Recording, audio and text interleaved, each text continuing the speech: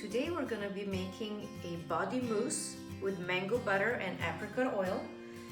It's going to smell like flowers and we're going to add a little pink just for fun. We're going to start with 1 cup of broken up mango butter. I want to show you how nice it is and as it cuts. It is pretty soft. See, just like that.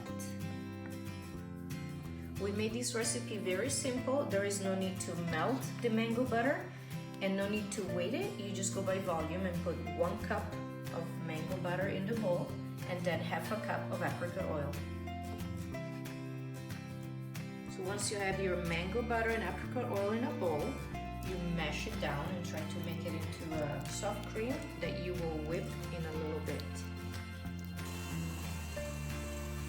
I'm in the mood for flowers, so I will be adding lavender, wild chamomile, and geranium. Now the body mousse is whipped and we've added the essential oils, and now just for fun I want to add a little bit of pink mica to add a pink color to it.